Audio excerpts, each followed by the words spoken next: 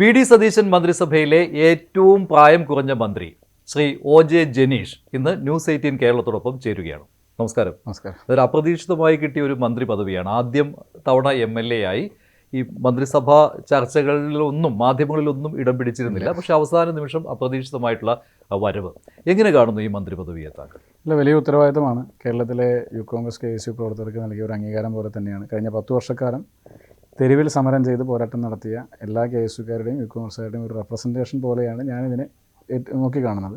കാരണം ഞങ്ങളുടെയൊക്കെ KSUവും യൂത്ത് കോൺഗ്രസ്സുകാരൊക്കെ ഈ കഴിഞ്ഞ 10 വർഷക്കാലത്തെ പ്രതിപക്ഷ പ്രവർത്തനത്തിൻ്റെ കൂടി ഭാഗമായിരുന്നു. അപ്പോൾ ആ ഒരു കാലത്ത് നിന്ന് തെരഞ്ഞെടുപ്പിൽ മത്സരിക്കാനും ജയിക്കാനും വേണ്ടി സാധിച്ചു. ജയിച്ചു വരുന്ന ഘട്ടത്തിൽ പാർട്ടി വളരെ നിർണായകമായൊരു ചുമതല കൂടി ഏൽപ്പിക്കുകയാണ്. വലിയ ഉത്തരവാദിത്തമാണ്. ആ ഉത്തരവാദിത്തത്തിൻ്റെ ഒരു ഭാരമുണ്ട്.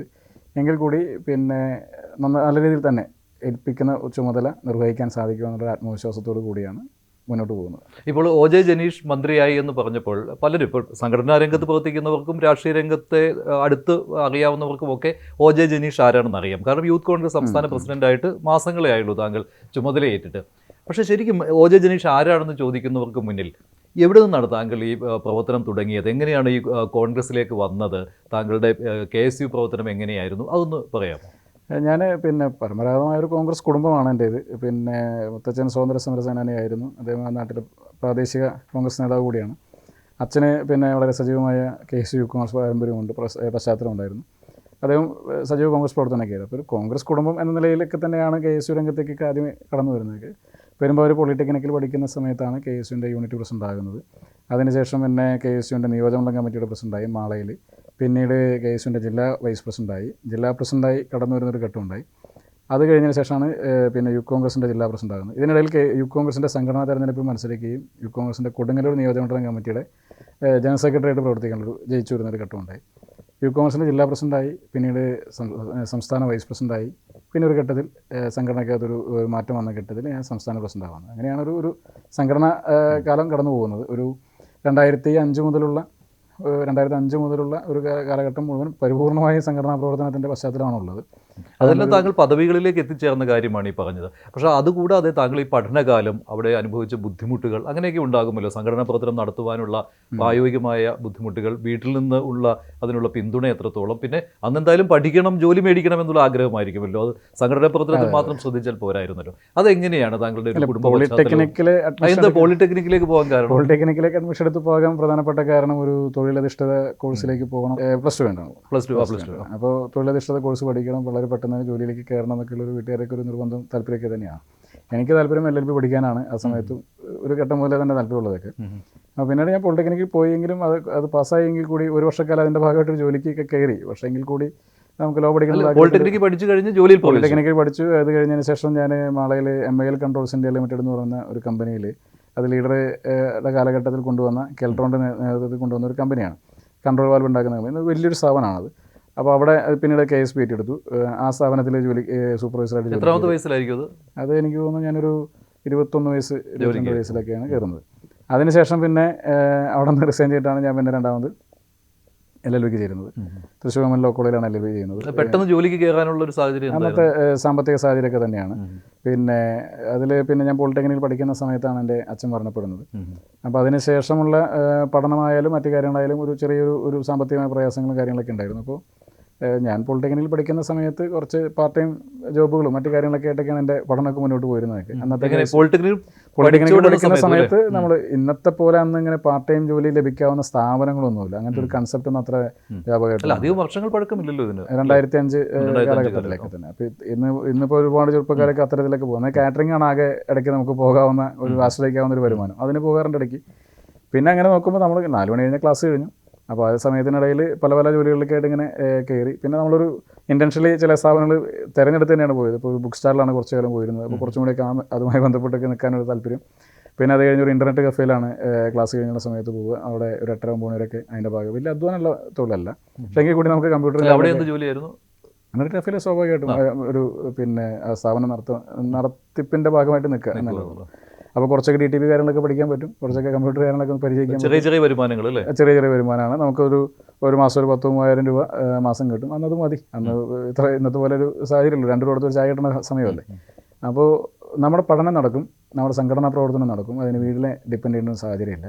പൊതുവിൽ വീട്ടിനെ ഡിപ്പെൻഡ് ചെയ്യാവുന്ന ഒരു സാഹചര്യം അന്ന് എനിക്ക് തുടക്കത്തിലൊന്നുമില്ല, ഇങ്ങനെ സാമ്പത്തികമായ സാഹചര്യങ്ങളില്ല. അപ്പോൾ നമ്മളെ സംബന്ധിച്ചിട്ട് കുറ്റബോധമില്ലാത്ത സംഘടനാ പ്രവർത്തനം നടത്തി പോകണം, ഒന്ന്. രണ്ട്, സ്വന്തം കാര്യങ്ങൾ കൂടി അതിൻ്റെ ഭാഗമായി നടന്നു പോകണം. കഴിയുമെങ്കിൽ പിന്നെ വീട്ടിലെ സാഹചര്യങ്ങൾ വളരെ പരിമിതമാണ്. പിന്നെ അനുജൻ പ്ലസ് ടു, അനുജനാണുള്ളത്. അദ്ദേഹം പ്ലസ് ടു കഴിഞ്ഞതിന് ശേഷം പിന്നെ പുള്ളിക്ക് ഫോട്ടോഗ്രാഫിയൊക്കെ ഒരു താല്പര്യത്തിൻ്റെ പേരിൽ അപ്പോൾ ആ ഒരു മേഖലയിലേക്കാണ് തിരിഞ്ഞു. പിന്നെ തുടർന്ന് പോകുന്നതിന് തുടർന്ന് പോകുന്നതിന് ഈ സാമ്പത്തിക സാഹചര്യങ്ങളൊക്കെ ഒരു പ്രയാസം ഉണ്ടായിരുന്നു. അപ്പോൾ പുള്ളി അദ്ദേഹം അങ്ങനെ പോകാൻ തീരുമാനിച്ചുകൊണ്ട് കുറേയേറെ കാര്യങ്ങളിലൊക്കെ എനിക്കും പിന്നെ ഒരു സ്വാതന്ത്ര്യം കിട്ടി. വല്ലാതെ ഞങ്ങൾ വീട്ടിലെ കാര്യങ്ങളിൽ ഞാനില്ലാതെ നടക്കില്ല എന്നുള്ള ഘട്ടമുണ്ടായിരുന്നില്ല, എല്ലാവരും കൂടി ഇങ്ങനെ പോയിരുന്നതാണ്. പക്ഷേ ടെക്നിക്കലി എങ്ങനെയായിരുന്നു അവിടെ സംഘടന പ്രവർത്തനം, ഏത് രീതിയിൽ? ഞാൻ KSUവിൻ്റെ യൂണിറ്റ് പ്രസിഡന്റ് ആയിരുന്നു, വളരെ സജീവമായിരുന്നു. KSU യൂണിറ്റ് പ്രസിഡന്റ് നിലയ്ക്ക് തന്നെ വളരെ സജീവമായിരുന്നു. ഞങ്ങൾ പഠിക്കുന്ന സമയത്താണ് ഒരു ചെറിയ ടൈമിന് ശേഷം വീണ്ടും കോളേജ് വേണം ജയിക്കുന്ന കാര്യങ്ങളൊക്കെ. അപ്പോൾ ആ സമയത്ത് വളരെ സജീവമായ സംഘടനാ പ്രവർത്തനമാണ്. ഇതൊക്കെ പോകുന്ന സമയത്ത് രാവിലെ മുതൽ ക്ലാസ് തുടങ്ങിയാൽ വൈകുന്നേരം വരെയുള്ള സമയവും സംഘടനാ പ്രവർത്തനങ്ങളും പിന്നെ അതുപോലെ തന്നെ കോളേജുമായി ബന്ധപ്പെട്ട ആക്ടിവിറ്റീസും കഴിഞ്ഞാൽ നേരെ വൈകുന്നേരം ആകുമ്പോൾ പിന്നെ സ്ഥാപനത്തിലേക്ക് വിളിക്കുകയാണ്. കോളേജിനടുത്ത് തന്നെ മറ്റൊരു സ്ഥാപനം, ഒരു ഹോംമേറ്റ് എന്നാണ് അതിൻ്റെ പേര്, എൻ്റെ ഓർമ്മ. ഇപ്പോൾ സ്ഥാപനം ഉണ്ടോ എനിക്കറിയില്ല. അപ്പോൾ അവിടെ ഈ ഇരുമ്പ് കസേരകൾ പോലുള്ള സംഗതികളൊക്കെ ഉണ്ടാക്കുന്ന ഒരു പൗഡർ കോട്ടിങ് സെഷനിലാണ്, ഒരു ഹെൽപ്പറായിട്ടാണ് നിൽക്കുന്നത്. അത് 5 മണിക്ക് കയറി കഴിഞ്ഞാൽ വെളുപ്പിന് ഒരു 3:30 മണിക്കാണ് അവിടെ നിന്ന് ഇറങ്ങുന്നത്. എനിക്ക് ഉറക്കം നഷ്ടപ്പെട്ടൊരു കാലം കൂടിയാണത്. കാരണം അതിനുശേഷം ഇങ്ങനെ നമ്മളുടെ ഒരു സ്വാഭാവികമായ ഒരു ഉറക്കം നഷ്ടപ്പെട്ടൊരു സമയം കൂടിയാണ്. അതായത് പോളിടെക്നിക് വൈകിട്ട് പിന്നെ അപ്പോഴും ഈ പറയുന്ന ഇന്റർനെറ്റ് കഫേയിലും മറ്റു സ്ഥലങ്ങളിലും വീണ്ടും പോകും, കിട്ടുന്ന സമയങ്ങളിലൊക്കെ പോകും. പല സ്ഥലങ്ങളിൽ എല്ലാം പെരുമ്പാവൂർ പോളിടെക്നിക്കിൻ്റെ പരിസരങ്ങളിലാണ് ആ 3 വർഷക്കാലത്തിനിടയിൽ. അപ്പോൾ അത് കഴിഞ്ഞു പിന്നീട് കോഴ്സ് കഴിഞ്ഞ് അവിടെ കുറേ ആളും പോയി.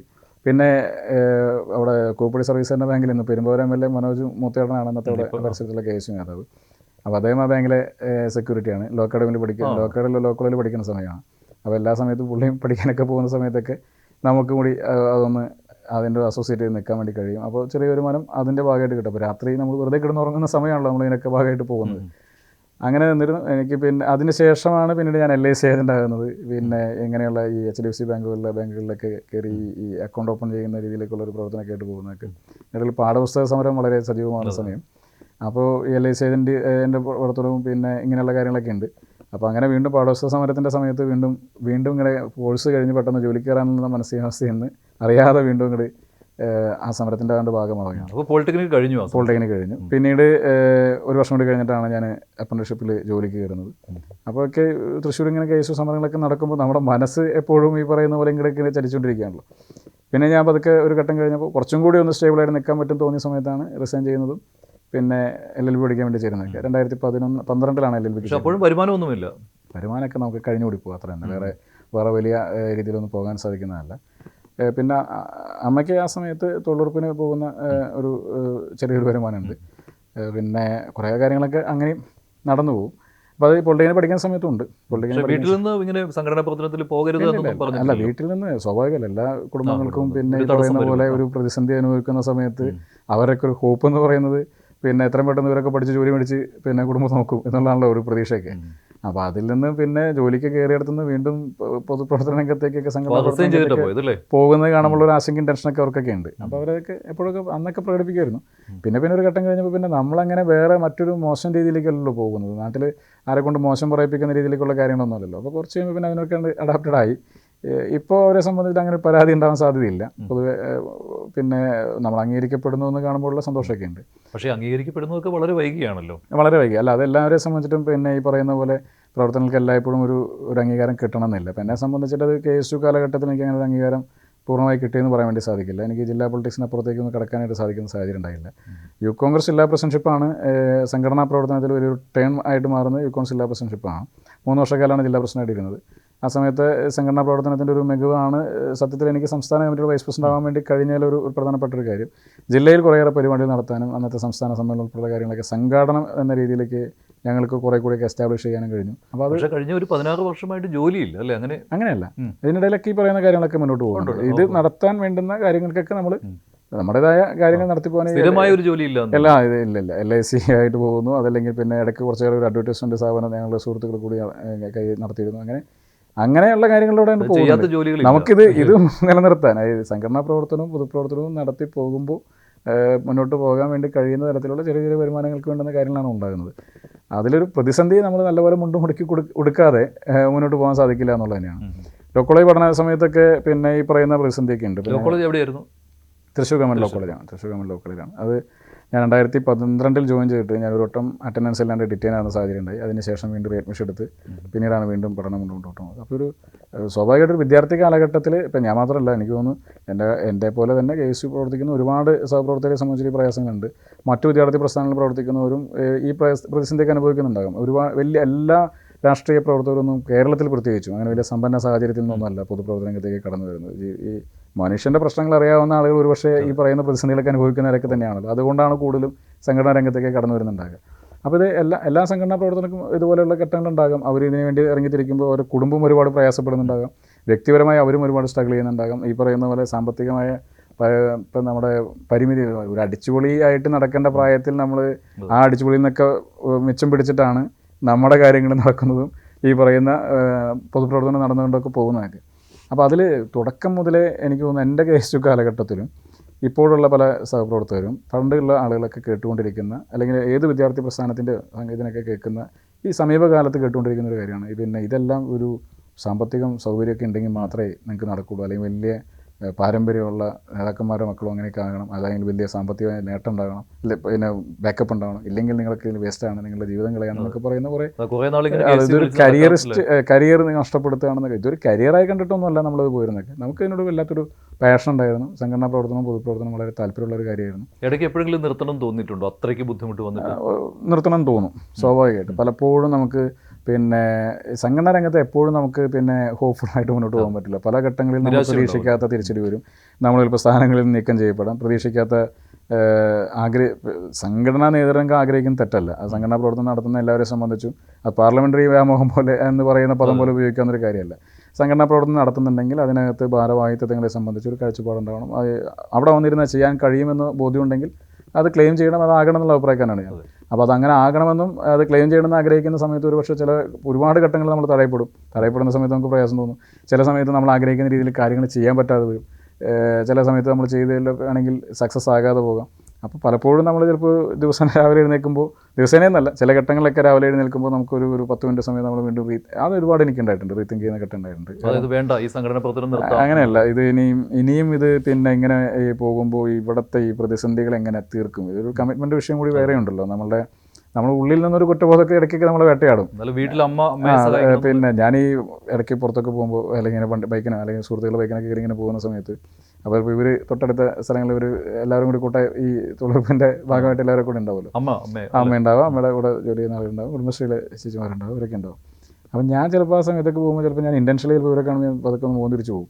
അതെന്ന് വെച്ചാൽ അങ്ങോട്ട് നോക്കിക്കൊണ്ടോ അവരോട് സംസാരിക്കൊണ്ടോ മടി കൊണ്ടൊന്നുമല്ല, നമുക്കപ്പോൾ ഒരു ചെറിയൊരു ഞാൻ പോകുന്നത് ഇതിന് വേറെ കാര്യങ്ങൾക്കല്ലേ പോകുന്നത്, അല്ലെങ്കിൽ ഞാൻ എൻ്റെ സമയം കുറേ കൂടി മാറ്റി വെച്ചാൽ ഈ പറയുന്ന കാര്യങ്ങളുടെ ആവശ്യമില്ലല്ലോ എന്നൊരു കുറ്റബോധമുള്ളതുകൊണ്ടൊക്കെ ഒരു പക്ഷേ ഞാൻ പലപ്പോഴും ഇങ്ങനെ ഒന്ന് തിരിഞ്ഞു പോകും, അല്ലെങ്കിൽ ആ വഴികളിലൂടെ പോകാതിരിക്കാൻ വേണ്ടിയൊക്കെ ശ്രമിക്കുന്ന ഘട്ടമുണ്ട്. അല്ല, അമ്മ അങ്ങനെ പരിഭവം ഉണ്ടായിരുന്നു ആ സമയത്ത്? തുടക്കത്തിലൊക്കെ ഉണ്ടായിരുന്നു, ഈ പിന്നെ കോളേജിൽ പഠിക്കുന്ന സമയത്തൊക്കെ. പിന്നീട് ഞാൻ ഒരു ഘട്ടത്തിൽ ഞാൻ പിന്നെ വളരെ നിർബന്ധപൂർവ്വം ആരോഗ്യം മാറില്ല, ഓരോ വർഷം കഴിയുന്നവർക്ക് ഒരു പ്രായമായിക്കൊണ്ടിരിക്കുകയല്ല. അപ്പോൾ ഞാനിങ്ങനെ ഇത് ഇനിയിപ്പോൾ വേണ്ടല്ലോ, ഇപ്പോൾ നമ്മൾ കാര്യങ്ങളൊക്കെ നോക്കാറില്ല, എന്നെ നിർത്തുന്നൊക്കെ പറയുമ്പോൾ അല്ല എൻ്റെ കാര്യത്തിന് ഞാൻ നിന്നെ ഡിപ്പെൻഡ് ചെയ്യണ്ടല്ലോ എന്നൊരു മറുപടി. അപ്പം ഞാൻ ഈ തൊഴിലുറപ്പ് പദ്ധതിയുടെ ഇതിങ്ങനെ അറിയാനുള്ള കാരണം എന്താണെന്ന് വെച്ചാൽ, തിരുവനന്തപുരത്ത് പിന്നെ തൊഴിലുറപ്പ് പദ്ധതി അട്ടിമറിക്കുന്നതുമായി ബന്ധപ്പെട്ട് ഒരു രാപ്പകൽ സമരം നടക്കുന്ന സമയത്ത്, അപ്പോൾ ഞങ്ങളിങ്ങനെ യൂത്ത് കോൺഗ്രസിന് പ്രകടനമൊക്കെ നടന്നു വന്നു. അത് കഴിഞ്ഞ് ഇങ്ങനെ സംസാരിക്കാനിടയിൽ ഞാൻ ഷാഫി പറമ്പിലൊക്കെ ഇങ്ങനെ സംസാരിക്കാനിടയിൽ ഞാൻ പറഞ്ഞു, എനിക്ക് ഈ ഒരു പദ്ധതിയോട് വൈകാരിക അടുപ്പമുണ്ട്. അതിൻ്റെ കാരണം ഞാനിങ്ങനെ പറഞ്ഞു. കാരണം പറയുന്നതിന് മുമ്പ് ഞാൻ പറഞ്ഞു, ഇതൊരു പിന്നെ നമ്മളാരും പറയാത്ത കുറേ കാര്യങ്ങളുണ്ട്. ഞങ്ങളിങ്ങനെ സംസാരിച്ച് പറഞ്ഞു, ഇതുപോലെ സ്ത്രീകളെ ശാക്തീകരിക്കപ്പെട്ട ഒരു പദ്ധതി സർക്കാരിൻ്റെ ഒരു പ്രൊജക്റ്റുകൾ ഒരു വർഷം വരെ ഉണ്ടാവില്ല. വീടിനകത്ത് അടച്ചുപൂട്ടിയിരുന്ന കുറേ ആളുകൾ പ്രായം കൊണ്ടോ അല്ലെങ്കിൽ സ്കില്ല് ലേബറായിട്ടുള്ള ജോലികൾ ചെയ്യാൻ സാധിക്കുന്ന ആളുകളൊക്കെ തന്നെ അവർ പിന്നെ ഒരു ജോലിയുടെ ഭാഗമായി അവർ കൂട്ടായ്മ രൂപപ്പെട്ടു, അവർക്കൊരു പുറത്തൊരു സൗഹൃദലയം വന്നു. അപ്പോൾ അതിന് രാഷ്ട്രീയ ജീവിതത്തിൽ തന്നെ സഹായിച്ചു. അല്ല, ഞാനപ്പോൾ അങ്ങനെയാണ് ഞാനിങ്ങനെ പറയുന്നത്, ഇതുപോലെ ആളുകളെ പിന്നെ അവരെ ഒന്ന് സെൽഫ് സഫിഷ്യൻ്റ് ആക്കിയ ഒരു സംഗതി അറിയില്ല. ഇത് നിർത്തലാക്കാൻ എന്തൊരു ദ്രോഹമാണ്, എനിക്കിതിനോട് വൈകാരികമായ ഒരു അടുപ്പുണ്ട് എന്ന് പറഞ്ഞിട്ട് ഞാൻ ഈ കാര്യം പറയാം. അപ്പോൾ എന്നോട് ചോദിച്ചാൽ എന്താ ഇത് ഇവിടെ പ്രസംഗിച്ചില്ല എന്ന് ചോദിച്ചാൽ, അതെൻ്റെ പേഴ്സണൽ കാര്യമല്ല, അത് ഞാൻ ഇവിടെ പ്രസംഗിക്കേണ്ട കാര്യമാണ്. അപ്പോൾ അതിന് അദ്ദേഹം നേരെ പിന്നെ KSU വേണുഗോപാൽ MP ഉണ്ട്, അദ്ദേഹത്തോട് ഈ കാര്യം പറഞ്ഞു. അപ്പോൾ എന്നോട് പുള്ളി വളരെ ചോദിച്ചു, ഇതല്ലേ പറയേണ്ടത്, എന്തുകൊണ്ട് ഈ പദ്ധതി ഇവിടെ നിർത്തലാക്കുന്നു എന്നുള്ളതിൻ്റെ ഏറ്റവും ഇമോഷണലായിട്ട് പറയാൻ കഴിയുന്ന ഒരു കാര്യം സ്വന്തം അനുഭവത്തിൽ നിന്നല്ലേ നിങ്ങൾക്ക് പറയാൻ കഴിയും, ഇതല്ലേ പറയേണ്ടതെന്ന് ചോദിച്ചു. അപ്പോൾ ഞാൻ പറയാൻ വേണ്ടി കാര്യമില്ല. അപ്പോൾ ഷാഫി പറമ്പിൽ MP ഈ കാര്യം അവിടെ സംസാരിച്ചു. അങ്ങനെയാണ് പിന്നെ എല്ലാവരും ശ്രദ്ധയിൽപ്പെടുന്നതും പലരും ചോദിക്കുന്നതൊക്കെ. അപ്പോൾ ഇതൊക്കെ നമ്മളൊരു വ്യക്തിപരമായ ഒരു സൈഡിൽ മാത്രം ഉണ്ടായിരുന്നതാണ്. രാഷ്ട്രീയ രംഗത്തുള്ള പലർക്കും ഞാൻ വരുന്ന സമയത്ത് ഞാൻ വരുന്ന സാഹചര്യങ്ങളോ കാര്യങ്ങളൊന്നും ആർക്കും അറിയണമെന്നുണ്ടായിരുന്നു. താങ്കൾക്ക് അതിൻ്റെ ആ ഒരു അനുഭവ സമ്പത്ത് കൂടുതലാണ്. കാരണം പിന്നിൽ നിന്ന് പ്രവർത്തിച്ചയാൾ എന്നുള്ള കാര്യം ഇപ്പോൾ പദവികളിൽ എത്തിയിട്ടുണ്ട്. അത് KSUവിൻ്റെയും യൂത്ത് കോൺഗ്രസിൻ്റെയും പദവികളിൽ എത്തിയിട്ടുണ്ട്. യൂത്ത് കോൺഗ്രസ് സംസ്ഥാന പ്രസിഡന്റ് വരെ ആയിട്ടുണ്ട്. പക്ഷേ എങ്കിലും കൂടുതൽ സമയവും ഈ പിന്നിൽ നിന്ന് പ്രവർത്തിക്കുക, അല്ലേ, നേതാക്കൾക്കൊപ്പം പ്രവർത്തിക്കുക, ഇതൊക്കെയാണല്ലോ വന്നിട്ടുള്ളത്. ഒരു ലോ പ്രൊഫൈൽ എന്ന് വേണമെങ്കിൽ പറയാം പല സമയത്തും. അത് താങ്കൾ അതിനൊരു ഹൈ പ്രൊഫൈലിലേക്ക് പോകണമെന്നും പലപ്പോഴും ആഗ്രഹിച്ചിട്ടുണ്ടോ ഇല്ലയോ? അങ്ങനെ ലൈംലൈറ്റിലേക്ക് വരണം എന്തോ എനിക്കത് അത്ര ആകർഷണീയമായിട്ട് തോന്നാത്തൊരു കാര്യം. ഇപ്പോൾ ഞാൻ ഇങ്ങനെ ഈ വേദികളിൽ അങ്ങനെ ഇടിച്ച് കയറി നിൽക്കാറില്ല. ഇപ്പോൾ പരിപാടി നടക്കുമ്പോൾ ചില സ്ഥലത്ത് യുക്കോൺസ് ജില്ലാ പ്രസിഡന്റ് ആയിരുന്ന സമയത്ത് ചില വേദികളിലൊക്കെ പേര് എഴുതി വെച്ചിട്ടുണ്ടോ നിർബന്ധമായിട്ട് അവിടെ ഇരിക്കണം, അല്ലെങ്കിൽ യുക്കോൺസിൻ്റെ ഒരു അക്കോമഡേഷൻ എന്ന നിലയ്ക്ക് പ്രസിഡന്റ് എന്ന നിലയ്ക്ക് അല്ലെങ്കിൽ പ്രതിനിധി എന്ന നിലയ്ക്ക് അവിടെ ഇരിക്കാൻ അവസരം ഉണ്ടെങ്കിൽ ഇപ്പോൾ അവിടെ കയറി ഇരിക്കാറുണ്ടെന്നല്ലാതെ അവിടെ കസേര നിറഞ്ഞിരിക്കുകയാണെങ്കിൽ പിന്നെ അവിടെ വേറൊരു കസേരയും കൊണ്ടുപോയി ചുവന്ന ദിവസമായി കൊണ്ടുപോയിട്ട് അവിടെ ഇട്ടിട്ടിരിക്കുന്ന പ്രഭാവം ഞാൻ കാണിക്കാറില്ല.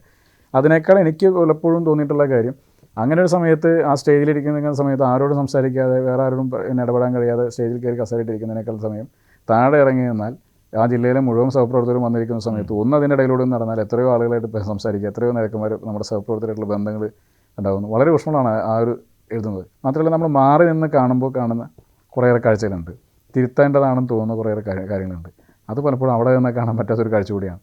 അപ്പോൾ അത് കുറച്ച് കൂടുതൽ കാലം കാണാനുള്ള അവസരം ഉണ്ടായിട്ടുണ്ട്. അതിൽ താങ്കൾ ഈ ക്യാമറകളുടെ കണ്ണിലേക്ക് ഇടിച്ചു കയറുന്നത് കണ്ടിട്ടില്ല. ഇല്ല, നമുക്ക് നേരിട്ട് അറിയാവുന്ന ആൾക്കാരാണ്. അവിടെ ഞാൻ താങ്കളെ ശ്രദ്ധിച്ചിട്ടുമുണ്ട്. എന്നെ പലപ്പോഴൊക്കെ കൈ പിടിച്ച് വലിച്ച് കയറ്റി നിർത്തേണ്ട അവസ്ഥ ഉണ്ടായിട്ടുണ്ട്. ഞാനിങ്ങനെ ബാക്കിലേക്ക് അറിഞ്ഞറിയാതൊക്കെ പോകും.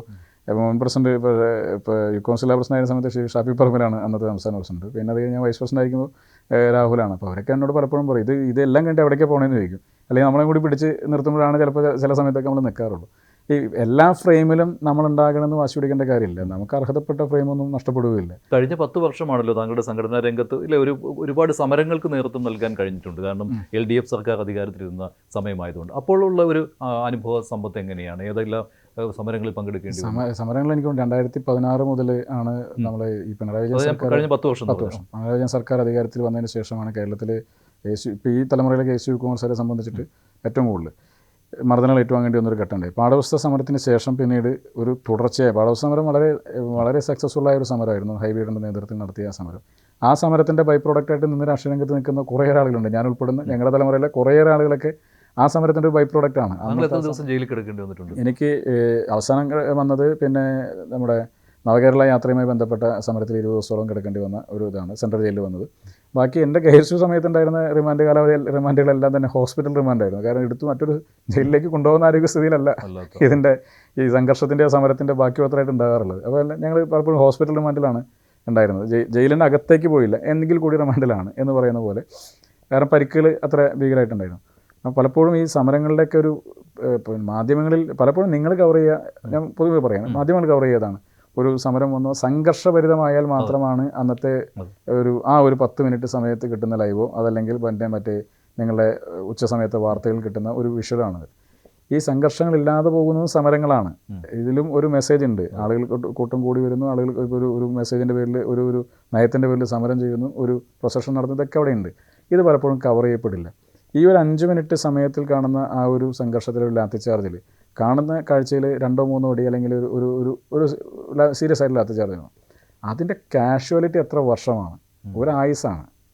ഒരു ആയുസാണ് ഒരു പക്ഷേ ചെറുപ്പക്കാരന് സ്ഥാനം തെറ്റിക്കൊള്ളുന്ന ഒരു അടിയുടെ കാഷ്വാലിറ്റി വരുന്നത്.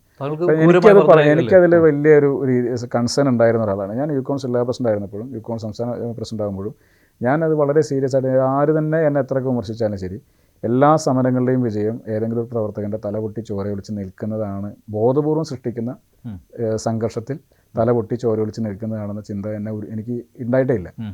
കാരണം ഞാൻ അതിൻ്റെ കാഷ്വാലിറ്റി അനുഭവിച്ചാണ്. ഞാൻ ഇന്നിപ്പോൾ ഇതൊക്കെ ആയതുകൊണ്ട് ഇപ്പോഴും എൻ്റെ സൈഡ് എഫക്ട്സ് എനിക്കുണ്ടെങ്കിലും എനിക്ക് നിരാശപ്പെടുത്തില്ല. പക്ഷേ ഇതൊന്നും ആകാതെ പോയ ഒരുത്തിനെ സംബന്ധിച്ച് ഇതിൽ നിന്ന് പിന്നീട് പ്രവർത്തനം അവസാനിപ്പിച്ച് അവൻ്റെ ദൈനംദിന ജീവിതത്തിന് വേണ്ടി ഭാര്യ കുട്ടി മക്കളൊക്കെ ആയിട്ട് വരുമ്പോൾ തൊഴിലിന് പോകുന്ന ഘട്ടങ്ങളിൽ ആ തൊഴിൽ പോലും പൂർത്തിയാക്കപ്പെടാൻ പറ്റാത്ത രീതിയിൽ അന്നത്തെ സമരത്തിൻ്റെ ഈ പറയുന്ന പരിക്കുകൾ അവരുടെ ജീവിതത്തെ പോലും ബാധിക്കുന്ന രീതിയിൽ എത്രയോ ആളുകൾ നമുക്കറിയാം. അപ്പോൾ ഞാനതിൽ പലപ്പോഴും അത്യാവശ്യം നമുക്ക് അങ്ങനെ നടത്തേണ്ടുന്ന സമരങ്ങളിൽ മാത്രമേ എല്ലാ സമരങ്ങളിലും തലപൊട്ടി ചോര ഒലിപ്പിച്ച് അതല്ല ഒരു സമരം എന്നല്ല, അതല്ല ഒരു സമരത്തിൻ്റെ വിജയം.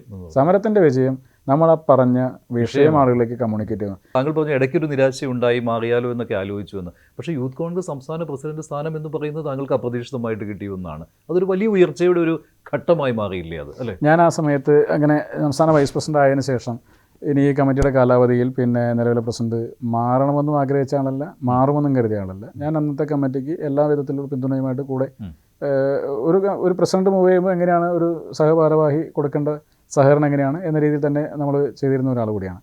പിന്നെ ഒട്ടും സന്തോഷകരമായ സാഹചര്യത്തിലല്ല പിന്നെ ഏറ്റെടുക്കുന്നത്. അങ്ങനത്തെ ഒരു സാഹചര്യം നമ്മളാരും ആഗ്രഹിച്ചിരുന്നതല്ല. നമുക്ക് മാനസികമായിട്ട് ഒരു പ്രയാസം ഉണ്ടായിരുന്ന ഒരു സാഹചര്യം കൂടിയാണ്. അപ്പോൾ അങ്ങനെ ഒരു മാറുന്ന ഘട്ടം പിന്നെ അങ്ങനെയല്ല അയാളുടെ ഒരു പൊളിറ്റിക്കൽ കരിയറിൽ ഒരു ട്വിസ്റ്റ് സംഭവിക്കുമ്പോൾ നമുക്കൊരു പ്രയാസമുള്ള ആളുകളൊക്കെ തന്നെയാണല്ലോ. അപ്പോൾ അദ്ദേഹം മാറുമെന്ന് കണക്കാക്കിയിട്ട് പ്രവർത്തിച്ചതല്ല, മാറണമെന്നും ആഗ്രഹിച്ച് പ്രവർത്തിച്ചതല്ല. എനിക്ക് തോന്നുന്നു 1-2 തവണയൊക്കെ ഇടയ്ക്ക് ചില ഘട്ടങ്ങളിൽ പിന്നെ എന്നോട് ഇത് ചിലപ്പോൾ ഒന്ന് ഏറ്റെടുക്കാൻ വേണ്ടിയിട്ടുള്ള താല്പര്യങ്ങളൊക്കെ ഇങ്ങോട്ട് സ്വയം പ്രകടിപ്പിച്ചപ്പോഴും ഇല്ല, ഇത് കൊണ്ടു നടക്കാൻ താങ്കൾ തന്നെയാണ് നല്ലതെന്നുള്ള അഭിപ്രായം അങ്ങോട്ട് പറഞ്ഞിരുന്ന ആൾ കൂടിയാണ്. പക്ഷേ അങ്ങനെ ഒരു ഘട്ടം വന്നു. അങ്ങനെ ഒരു ഘട്ടം വന്ന സമയത്ത് പിന്നെ നെക്സ്റ്റ് ഒരാളെ ഏറ്റെടുക്കണമല്ലോ, ഒരാളെ വേണമെന്ന് പാർട്ടി തീരുമാനിക്കുന്ന സമയത്ത് അതിൻ്റെ ചർച്ച നടക്കുന്ന സമയത്തും എനിക്കത് ആകസ്മികമായിരുന്നില്ല, എനിക്കത് അപ്രതീക്ഷിതമായിരുന്നില്ല. കാരണം ആദ്യത്തെ ഒരാഴ്ചയിൽ തന്നെ എന്നെ സംബന്ധിച്ച് എനിക്ക് അതിലൊരു ബോധ്യമുണ്ടായിരുന്നു, ഇത് പിന്നെ ഇങ്ങനെ തന്നെയാണ് സംഭവിക്കുക എന്ന്. ആദ്യത്തെ ഒരാഴ്ചകൾക്കുള്ളിൽ തന്നെ എനിക്ക് നല്ല ബോധ്യമുണ്ട്. പക്ഷേ ഞാനൊന്നും ലോ പ്രൊഫൈലായിട്ട് ഇടപെട്ടുള്ളൂ. മാധ്യമങ്ങളിൽ ഒരുപാട് വാർത്ത കൊടുക്കാനും സ്കൂപ്പ് കൊടുക്കാനും എന്നെ നിങ്ങൾ ഇപ്പോഴുള്ള ആളുകളൊക്കെ വിളിച്ചപ്പോൾ ഞാനതിൽ താങ്കളുടെ പേരേ ഉണ്ടായിരുന്നില്ല. അത് ഒന്ന് ചാനലിൽ വരുന്ന എഴുതി കാണിക്കുന്ന സ്കൂപ്പിലല്ലല്ലോ പിന്നെ പാർട്ടി തീരുമാനം വരേണ്ടത്, അത് വേറൊരു ബോഡി എടുക്കേണ്ട തീരുമാനമാണല്ലോ. അപ്പോൾ താങ്കൾക്ക് അറിയാമായിരുന്നു താങ്കളായിരിക്കും യൂത്ത് കോൺഗ്രസ്? എൻ്റെ ഒരു ഇൻഡ്യൂഷൻ ഉണ്ടായിരുന്നു, എനിക്കത് ഞാൻ തന്നെ ആകേണ്ടി വരുന്ന ഘട്ടം ഉണ്ടാകുന്നു. മാത്രമല്ല ഇതിലൂടെ ഇങ്ങനെ എനിക്ക് തോന്നുന്നു യൂത്ത് കോൺഗ്രസ് സംഘടനാ തെരഞ്ഞെടുപ്പിൻ്റെ സമയത്ത് ഞാൻ പ്രസിഡന്റ് സ്ഥാനത്തേക്ക് നോമിനേഷൻ കൊടുക്കുന്നു. അതിനു മുമ്പ് ചില ചർച്ചകളിൽ എന്നെയും കൂടി സ്ഥാനാർത്ഥിത്വത്തിലേക്ക് പരിഗണിക്കുന്നു എന്ന സമയത്ത് കേരളത്തിലൊരു പ്രമുഖ മാധ്യമപ്രവർത്തനം ചോദിക്കുന്നുണ്ട്, ഇതാരാണ് ഇയാൾ, എവിടെ നിന്ന് വന്നു? എവിടെ നിന്ന് വന്നെന്ന് വെച്ചാൽ ചാനൽ മുറിയിലെ ഫ്ലോറിലിരിക്കുന്നവരല്ല മാത്രമല്ലല്ലോ സംഘടനയുടെ ഭാഗമായിട്ടുള്ളത്, അല്ലാതെ നൂറുകണക്കിന് ആളുകളുണ്ട്. അപ്പോൾ സംഘടനയ്ക്കകത്തുള്ള ഒരാളെ തന്നെ പാർട്ടി നേതൃത്വങ്ങളൊക്കെ ചൂസ് ചെയ്യുള്ളൂ, അല്ലെങ്കിൽ പറഞ്ഞ പരിഗണനയിലേക്ക് കൊണ്ടുവരുള്ളൂ. പല പരിഗണനകളാണ്.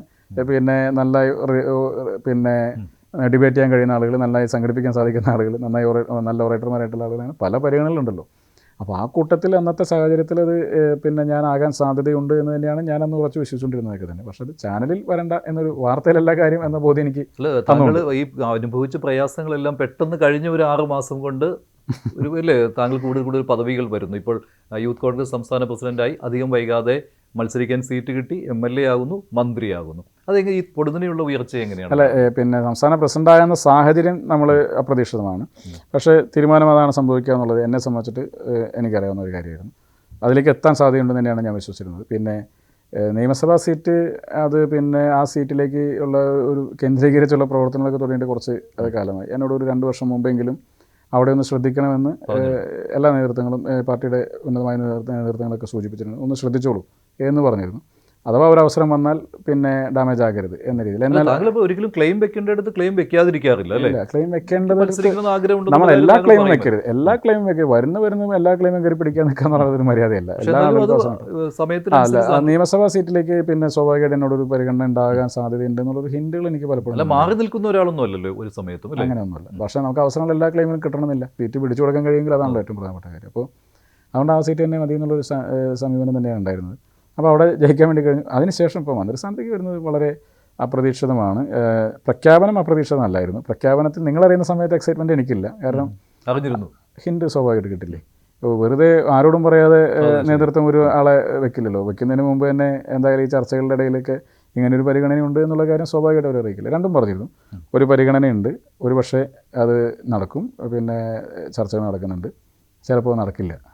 അപ്പോൾ നടക്കുകയാണെങ്കിലും നടന്നില്ലെങ്കിലും എന്നെ സംബന്ധിച്ച് ഒരേ മാനസികാവസ്ഥയിൽ തന്നെയാണ് ഞാനതിൽ മുന്നോട്ട് പോകുന്നത്. എനിക്കാകെ ഒരു ചലഞ്ചിങ് ആയ ഒരു കാര്യമാണ് ഏൽപ്പിക്കുന്നതെന്നും ഇതുവരെ പോയതുപോലെയല്ല. ഇനി യൂത്ത് കോൺഗ്രസ് പ്രസിഡന്റ് ആകുന്ന ഘട്ടത്തിലായാലും അതിനുശേഷം ഇപ്പോൾ MLA ജയിച്ചതിന് ശേഷം പിന്നെ മന്ത്രി സ്ഥാനത്തേക്ക് പരിഗണിക്കുന്ന ഘട്ടത്തിലായാലും ഇതുവരെ പോയതുപോലെയല്ല. വലിയ ഉത്തരവാദിത്തമാണ് ഏൽപ്പിക്കുന്നത് എന്നുള്ളൊരു ആ ഒരു ഉത്തരവാദിത്തത്തിൻ്റെ ഭാരം സ്വാഭാവികമായിട്ട് എനിക്കുണ്ട്. എനിക്ക് ഇപ്പോഴും ഉണ്ട്, ഇത് പ്രഖ്യാപിക്കപ്പെടുന്ന സമയത്തുണ്ട്. മന്ത്രിസ്ഥാനത്തേക്ക് ഒരു ക്ലെയിമും ഞാൻ വെച്ചിട്ടില്ല. കാരണം എന്നോട് പറഞ്ഞ സമയത്തും ഞാനത് പിന്നെ അങ്ങനെ അത്ര ആഗ്രഹത്തോടു കൂടി അയ്യോ എന്നെ ആക്കാൻ പോവുകയാണെന്നുള്ള എക്സൈറ്റ്മെൻ്റ് ഒന്നുമില്ല. മന്ത്രിസ്ഥാനം പ്രഖ്യാപിച്ചതിന് ശേഷം അനുഭവിക്കുന്ന ഒരു ടെൻഷൻ കൂടി ഉണ്ടാവുമല്ലോ. കാരണം ഈ പറയുന്നത് പോലെ താങ്കളേക്കാൾ വലിയ പദവിയിലിരുന്ന ആളുകളുടെ മുകളിലേക്ക് താങ്കൾ അവരോധിക്കപ്പെട്ടിരിക്കുകയാണ്. അപ്പോൾ അവരുടെ ഇടയിൽ നിന്ന് കിട്ടുന്ന ഒരു പിന്തുണയുടെ കാര്യത്തിലും അയ്യോ ഇപ്പോൾ ജലീഷ് ഞങ്ങളുടെ കമ്മിറ്റിയിൽ ഉണ്ടായിരുന്നയാളാണ്, എൻ്റെ താഴെയാണ് എന്നൊക്കെയുള്ള ഒരു ആരുടെയും തലയ്ക്ക് മുകളിലാണ് എന്ന ചിന്തയിൽ നമ്മൾ പോകേണ്ട കാര്യമുണ്ടെന്ന് എനിക്ക് തോന്നുന്നില്ല. ഇതൊരു പിന്നെ MLA-മാരിൽ നിന്ന് കുറച്ച് ആളുകൾ വ്യത്യസ്തമായ ചില ഉത്തരവാദിത്തങ്ങൾ ഏൽപ്പിച്ചിരിക്കുന്നു. ആ ഉത്തരവാദിത്തം ഇപ്പോൾ ഏൽപ്പിക്കപ്പെട്ട ഉത്തരവാദിത്തം നിറവേറ്റുക എന്നതുകൊണ്ട് ഇപ്പോൾ നമ്മളിതായതുകൊണ്ട് ഇന്നലെ വരെ നമ്മൾ സംസാരിച്ചിരുന്ന ആളുകളോട് സംസാരിക്കുമ്പോൾ ഭാഷയിൽ മാറ്റം വരണമെന്നോ ശൈലിയിലും രീതിയിലൊക്കെ മാറ്റം വരണമെന്നില്ലല്ലോ. നമ്മളായിട്ട് തന്നെ നിന്ന് ഏൽപ്പിക്കുന്ന കാര്യത്തിൽ കഠിനാധ്വാനം ചെയ്യുക എന്നുള്ളതാണ് എനിക്ക് ചിലപ്പോൾ അത് വേണ്ടിയും വരും. അതുകൊണ്ട് കാരണം അത് വേണ്ടത് എൻ്റെ സഹപ്രവർത്തകരോടാണെന്ന് എനിക്ക് തോന്നുന്നില്ല. എന്നോടൊപ്പമുള്ള എന്നോടൊപ്പം തന്നെ എന്നെക്കാൾ സീനിയറായിട്ട് ജയിച്ചു വന്ന MLA-മാരോട് സ്വാഭാവികമായിട്ട് അത്തരത്തിലൊരു സമീപനത്തിൻ്റെ ആവശ്യം ഉണ്ടാകുന്ന കാര്യമില്ല. എന്നാൽ പക്ഷേ ഒരു പിന്നെ വകുപ്പ് ഏൽപ്പിക്കപ്പെടുമ്പോൾ ആ വകുപ്പിലെ കാര്യങ്ങൾ നടത്തിയെടുക്കുന്നതിൽ എവിടെയാണ് നമ്മൾ പിന്നെ കർശനമായി പറയേണ്ടത് നോ പറയേണ്ടടുത്ത് നോ പറയണം, കർശനമായി പറയേണ്ടടുത്ത് കർശനമായി പറയുക തന്നെ വേണം. അതിൽ പിന്നെ ഒരു മടിയുണ്ടാകേണ്ട കാര്യമില്ല. എനിക്ക് പിന്നെ ഞാനങ്ങനെ വലിയ ഒച്ചയിൽ നോ പറയാറില്ല, ചെറിയ ശബ്ദത്തിൽ തന്നെ നോ പറയാറുള്ളൂ. പക്ഷെ പറയുന്നതിൽ ഞാൻ പിന്നെ മാറ്റം വരുത്താറുമില്ല. താങ്കൾ എപ്പോഴും ലോ പ്രൊഫൈലായിരുന്നു, ഇപ്പോൾ പക്ഷേ ഹൈ പ്രൊഫൈലിലേക്ക് വരികയാണ്. പക്ഷെ അപ്പോഴും താങ്കൾ ആഗ്രഹിക്കുന്നത് ഈ ലോ പ്രൊഫൈൽ തന്നെയാണ് അല്ലേ? അല്ല, അധികം വല്ലാതെ എങ്ങനെ നമ്മളിങ്ങനെ ഒരു പദവി വരുമ്പോഴേക്കും വല്ലാതെ ആഘോഷിച്ച് പിന്നെ അങ്ങനെ നടക്കേണ്ട കാര്യമില്ല. ഇതെല്ലാം ശാശ്വതമായൊരു പദവിയൊന്നുമല്ല. അങ്ങനെയാണ് എനിക്ക് എൻ്റെ സംഘടനാ കാലഘട്ടത്തിലെ അനുഭവങ്ങളൊക്കെ തന്നെ. സ്ഥാനങ്ങളിലേക്ക് പലപ്പോഴും പരിഗണിക്കപ്പെടാം, ചിലപ്പോൾ പരിഗണിക്കപ്പെടാതിരിക്കുക. ഈ താങ്കളുടെ കാര്യത്തിൽ എല്ലാം പല അപ്രതീക്ഷിതമുണ്ട്. ഇപ്പോൾ 8308 താങ്കളുടെ ഭൂരിപക്ഷം. അത് തന്നെയാണ് താങ്കളുടെ കാറിൻ്റെ രജിസ്ട്രേഷൻ നമ്പർ അല്ലേ?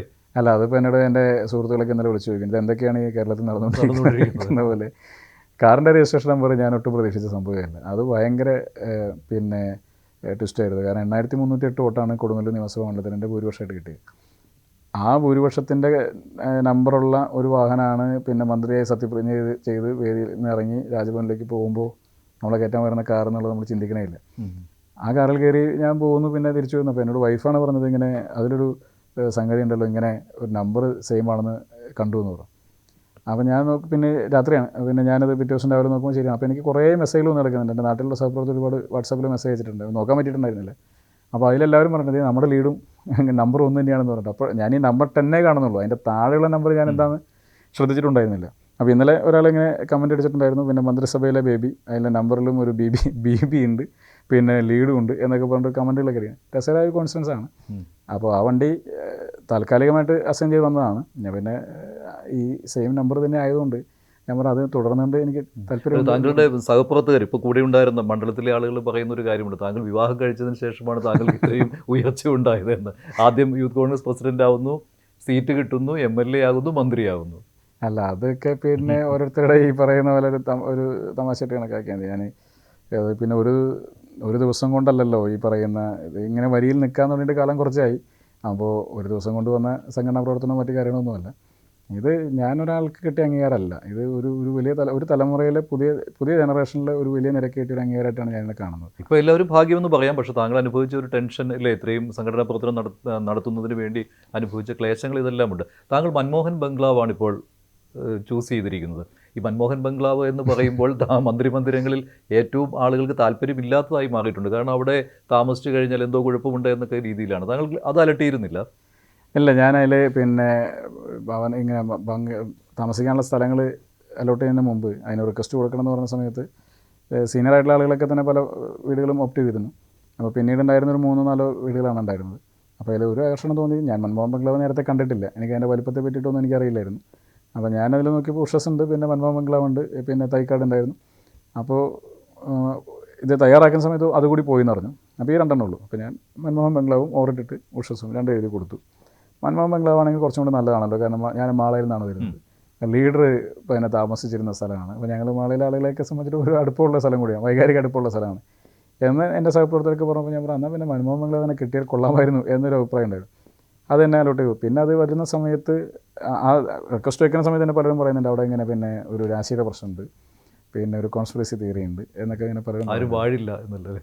ആരും വാഴില്ല. അപ്പം താമസിക്കുന്ന സ്ഥലത്തിനനുസരിച്ചിട്ടാണ് നമ്മുടെ ഒരു പദവിയുടെ സ്ഥിരത എന്ന് എനിക്ക് തോന്നുന്നില്ല. അത് നമ്മുടെ പ്രവൃത്തിയുടെ അനുസരിച്ചിട്ടാണ്. പിന്നെ കുറേ കൂടിയൊക്കെ ജനങ്ങളിൽ വിശ്വസിപ്പിച്ച് പ്രവർത്തിക്കുക എന്നുള്ളതാണ്. നമ്മൾ സ്വയം വിശ്വസിക്കാനും പിന്നെ സ്വയം തെറ്റ് ചെയ്യുന്നില്ല എന്ന് അവനവന് ബോധ്യത്തോടെ മുന്നോട്ട് പോകുക എന്നുള്ളത്. ദൈവവിശ്വാസിയാണ് അല്ലേ? ഞാൻ ദൈവവിശ്വാസിയാണ്. എന്നാൽ പക്ഷേ എന്ന് കരുതിയിട്ട് അതിനൊരു പിന്നെ ഒരു പരിധിയില്ലാത്ത രീതിയിലേക്ക് ഇങ്ങനെ വല്ലാതെ പോകുന്ന സമീപനം എനിക്കിപ്പോൾ ഇല്ല. അപ്പോൾ അതല്ല എനിക്ക് തോന്നുന്നു അതല്ല നമ്മളെ പ്രവർത്തനത്തെയോ മറ്റു കാര്യങ്ങളേക്കൊന്നും പിന്നെ നിശ്ചയിക്കുന്ന നിർണ്ണയിക്കുന്ന കാര്യങ്ങൾ. അതിൻ്റെ പിന്നെ ഞാനവിടെ അതിന് ശേഷമാണ് കണ്ടത്. അപ്പോൾ കണ്ടപ്പോൾ വളരെ വലിയൊരു കെട്ടിടമാണ്. അതിനാകെ തോന്നിയൊരു പോരായ്മ അവിടെ പിന്നെ വല്ലാതെ മെയിൻ്റനൻസിൻ്റെ പ്രശ്നങ്ങളുണ്ട്. അത് മെയിൻ്റനൻസ് ഒക്കെ വലിയ രീതിയിൽ പ്രയാസപ്പെടുമെന്ന് എനിക്ക് തോന്നി കണ്ടപ്പോൾ. അതിനപ്പുറത്തേക്ക് വേറൊരു പ്രയാസം എനിക്ക് ആ കെട്ടിടത്തെ സംബന്ധിച്ച് തോന്നിയില്ല. പിന്നെ ഒരുപാട് കോൺസ്പിറസി തിയറികളും പിന്നെ എന്തെങ്കിലുമൊക്കെ എനിക്ക് കൗതുകരമായി തോന്നിയൊരു കാര്യം, പിന്നെ യൂട്യൂബിൽ ഒരു ലിങ്ക് അയച്ചു തന്നത്, ഞാൻ മന്ത്രി ആയതിൽ വല്ലാതെ പ്രയാസപ്പെടുന്ന ആരോ ആണ് എനിക്ക് മൻമോഹൻ ബംഗ്ലാവ് എന്നെ അസൈൻ ചെയ്ത് തന്നിട്ടുള്ളത്. അതുകൊണ്ടാണ് എനിക്കത് തന്നിട്ടുള്ളത്, ആരോ നിർബന്ധത്തിൻ്റെ ഭാഗമായിട്ടാണ്. അപ്പോൾ അധികം വൈകാതെ പിന്നെ എന്തെങ്കിലുമൊക്കെ കുഴപ്പം പറ്റിയിട്ട് ഇയാൾ അവിടെ നിന്ന് തെറിച്ച് പോയിക്കോളും എന്നതിൻ്റെ ഒരു ഗൂഢാലോചന സിദ്ധാന്തമൊക്കെ പറയുന്നത്.